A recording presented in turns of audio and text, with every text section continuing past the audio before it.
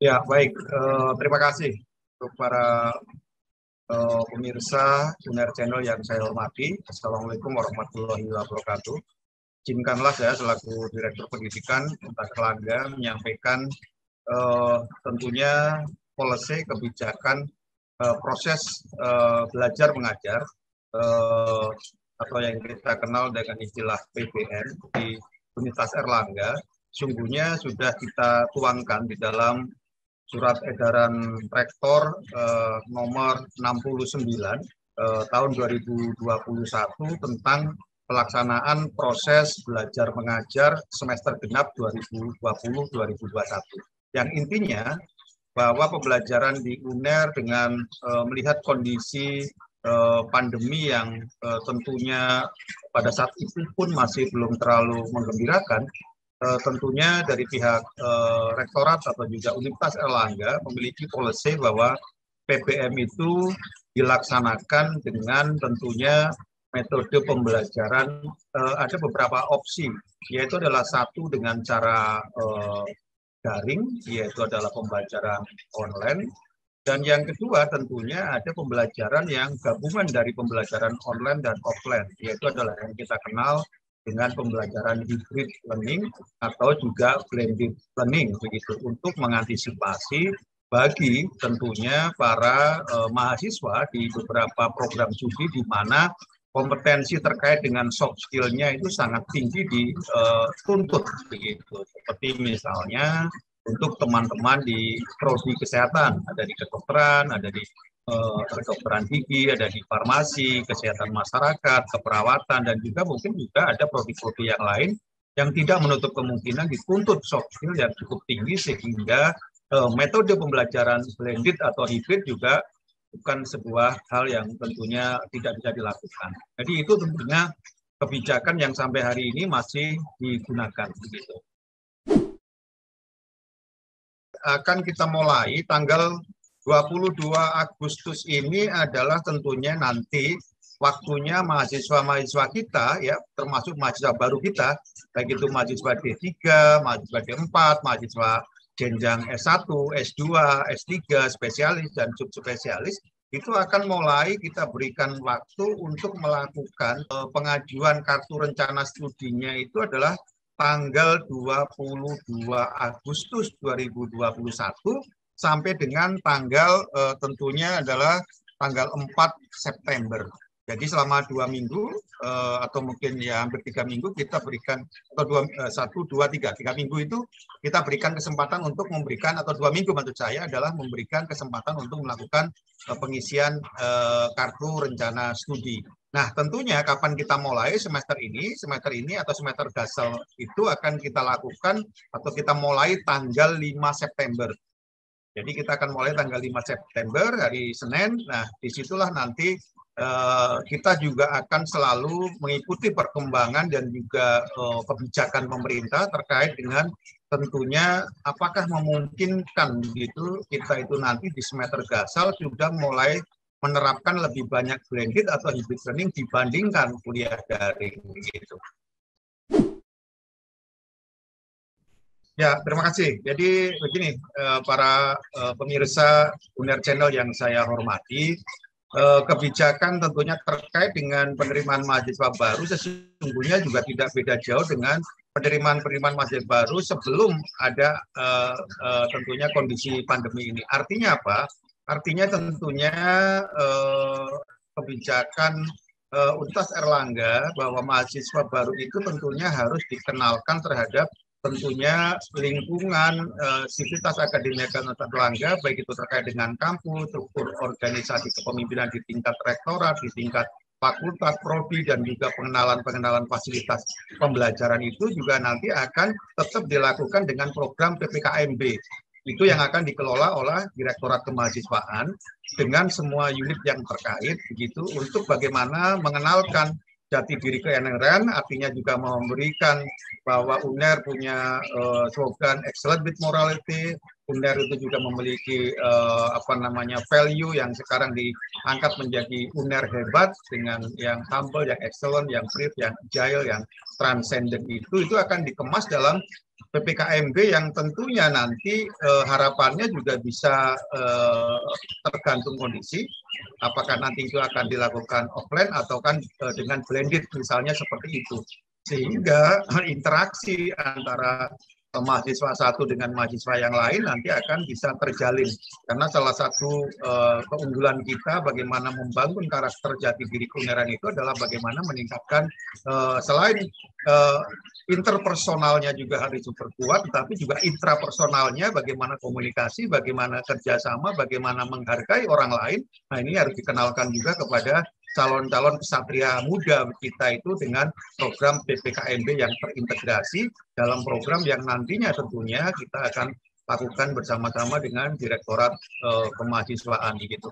Termasuk hari ini pun atau minggu depan pun kita akan ada, karena untuk antisipasi bagaimana kondisi pandemi ini kelihatannya menjauhkan antara mahasiswa kita dengan kampus, kesannya, tetapi juga kita akan ada namanya program LKMM dasar begitu, latihan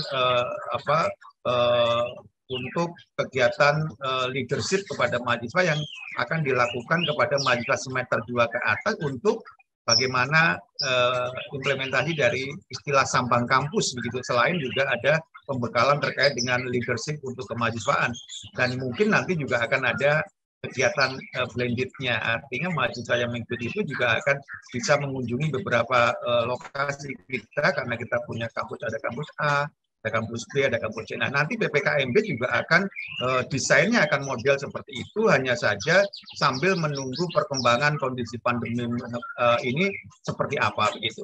Saya rasa itu Pak Ciko. Jadi tetap saja penerimaan atau juga terhadap mahasiswa baru kita tentunya tetap harus kita persiapkan dengan baik untuk bisa bagaimana membuat sebuah kesan pertamanya itu bagi mahasiswa itu adalah UNER itu menggoda gitu, menggoda untuk belajar serius dan belajar untuk bagaimana meraih cita-cita yang memang sudah mimpikan gitu ya sebelumnya gitu. Jadi mudah-mudahan juga dream is come true begitu untuk bisa belajar menjadi calon kesatria muda Erlangga begitu.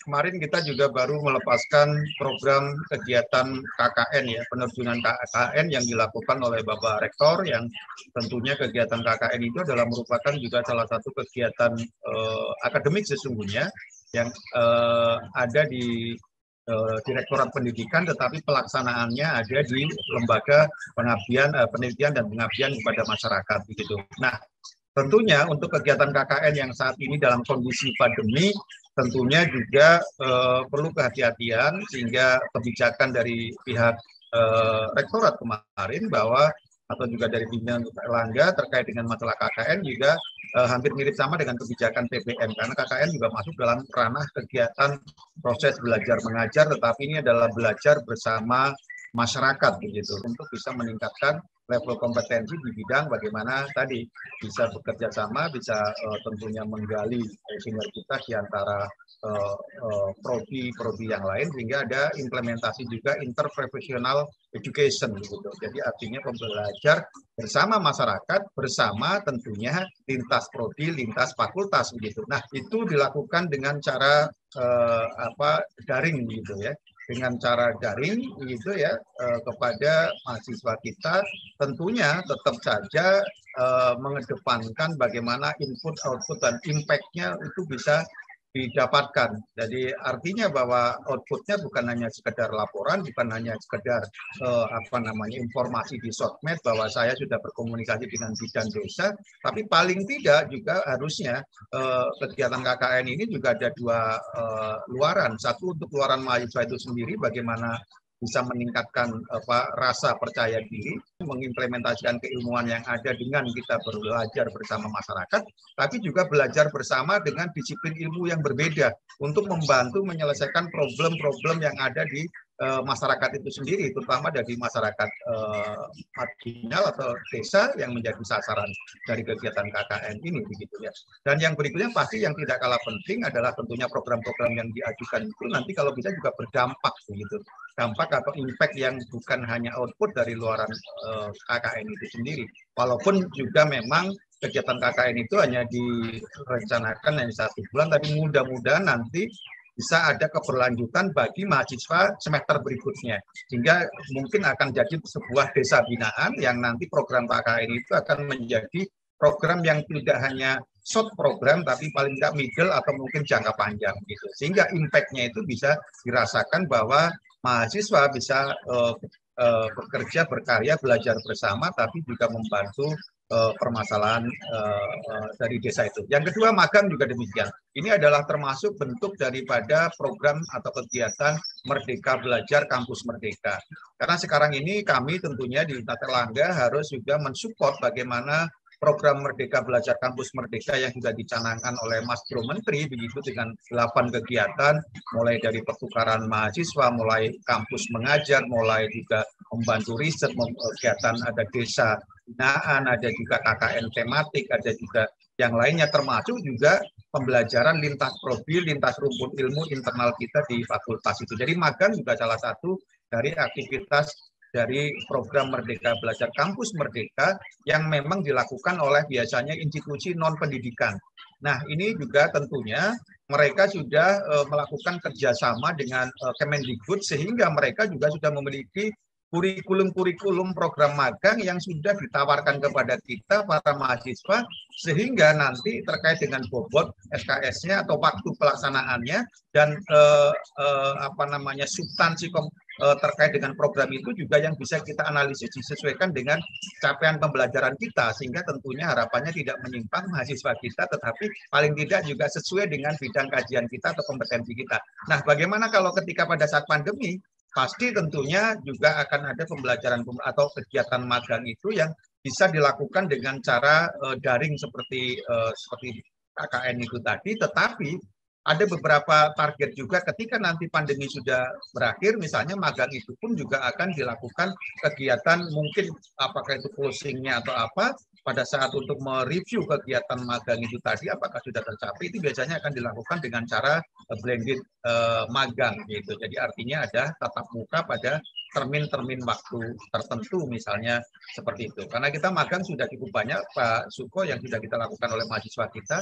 Ada Indonesia Bangkit, itu yang dilaksanakan oleh e-commerce di Indonesia yang cukup besar, mengadakan program magang yang sudah membuat sebuah kurikulum yang sangat bagus, baik itu adalah terkait dengan substansi hard skill-nya dan juga soft skill-nya yang sudah dihitung berdasarkan konversi dari aturan senam PT itu sudah standar nasional perguruan tinggi itu sudah jumlah efektif kegiatan itu sudah kita hitung sampai sekitar 900 jam, sehingga kalau kita konversi menjadi SKS, kalau satu SKS untuk magang itu adalah 45 jam efektif, itu sudah setara dengan 20 SKS. Nah, inilah yang menjadi sebuah program kita yang harus kita dorong, karena itu adalah salah satu indikator kinerja utama yang menjadi tugas utama dari Pak Rektor yang diamanahkan oleh Mas Bro Menteri untuk bisa melakukan, mengimplementasikan beberapa indikator kinerja utama. Salah satunya adalah program Merdeka Belajar yang tadi Pak Suko sampaikan atau tanyakan, yaitu salah satunya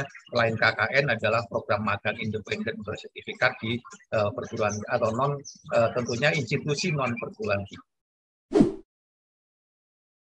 Marilah kita selalu optimis, semangat bahwa badai akan pasti berlalu. Kita tetap harus menegakkan protokol kesehatan dengan baik, begitu ya, selalu memakai masker, mencuci tangan dengan sabun, menjaga jarak, mengurangi mobilitas, dan yang tidak kalah penting yaitu adalah mahasiswa kami yang saya cintai dan saya hormati. Kami di Direktorat Pendidikan atas arahan Bapak Rektor itu sudah salah satunya melakukan bagaimana kami meminta kepada para mahasiswa untuk melaporkan paling tidak apakah saudara itu sudah melakukan vaksinasi yang pertama atau yang kedua. Dalam hal ini apa tujuannya? Karena kita tentunya akan mempersiapkan diri sebagai sebuah ikhtiar. Ikhtiar kita salah satunya adalah bagaimana kita bisa menyukseskan program vaksinasi nasional, karena dengan vaksinasi nasional harapannya herd immunity, kekebalan bersama di antara kita itu akan bisa memotong rantai dari siklus pandemi ini. Sehingga kami tentunya dengan hormat dan sangat begitu saudara-saudara mahasiswa kami begitu semuanya mohon bisa segera submit tentunya adalah sertifikat vaksin sebagai syarat untuk nanti masuk dalam proses pembuatan kartu rencana studi. Kenapa kami portal? Tujuannya agar kami bisa memahami atau mengetahui persis secara kuantitatif berapa jumlah mahasiswa kita yang sudah tentunya melakukan vaksinasi begitu. Dan alhamdulillah memang sampai hari ini dari 42 mahasiswa aktif yang kita punya, Pak Suko sudah hampir 23 mahasiswa yang sudah melaporkan bahwa yang bersangkutan sudah melakukan vaksinasi tahap 1 dan sudah hampir 7.000 lebih juga mahasiswa kita yang sudah vaksinasi tahap 2. Apalagi dengan tambahan kemarin pada hari Sabtu dan Minggu kita hampir 5.000 mahasiswa ya, walaupun di situ ada IKUA juga, tetapi paling tidak akan menambah jumlah daripada mahasiswa kita yang sudah tervaksinasi. Harapannya apa? Harapannya agar herd immunity itu bisa kita bangun secara bersama-sama. Pentahelix pasti karena UNER juga salah satu komponen daripada Provinsi Jawa Timur itu sendiri maupun juga Kota Surabaya. Jadi dengan kita mengikuti program, menyukseskan program vaksinasi ini, harapannya nanti tentunya proses belajar mengajar di Universitas Airlangga di semester gasal itu tentunya kami dorong bisa masuk ke pembelajaran yang hibrid atau blended learning yang lebih tinggi daripada yang kuliah daring. Sehingga harapannya nanti terkait dengan tentunya tuntutan soft skill kompetensi dari mahasiswa kita itu sudah tidak diragukan lagi. Jadi itu tentunya menjadi harapan kita semuanya, mudah-mudahan badai pasti berlalu, herd immunity segera terbangun dengan kita tentunya menyukseskan program vaksinasi. Walaupun mungkin tidak dilakukan di Surabaya atau di UNER, tentunya saya yakin di daerah dari adik-adik mahasiswa semuanya rasanya juga mengadakan program vaksinasi seperti sehingga harapannya nanti submit terkait dengan sertifikat vaksinasi akan segera bisa dituntaskan. Walaupun kami juga punya diskresi Pak Suko bahwa ketika mahasiswa juga belum melakukan vaksinasi, monggo silakan bisa mensubmit bahwa saya belum melakukan vaksinasi, alasannya apa? Mungkin karena sudah menjadi penyintas atau baru jadi penyintas, sedang hamil misalnya, atau memang di bawah 18 tahun. Tetapi ada beberapa produk yang sekarang sudah bisa digunakan juga untuk yang 18 tahun ke bawah. Sehingga silakan saja yang memang belum punya kesempatan untuk vaksinasi, siapa tahu nanti juga kami di UNER akan melakukan kegiatan vaksinasi massal lagi untuk periode yang berikutnya. Sehingga herd immunity kita, karena juga para tendik, para dosen kita juga sudah kita, termasuk putra-putri dosen, juga sudah kita bantu untuk bagaimana mendapatkan fasilitasi terhadap vaksinasi. Jadi itu yang tentunya bisa kami sampaikan. Mudah-mudahan kita berdoa bersama-sama, kita diberikan selalu kesehatan, ya, karena tentunya kesehatan adalah modal utama kita pada kondisi pandemi seperti ini.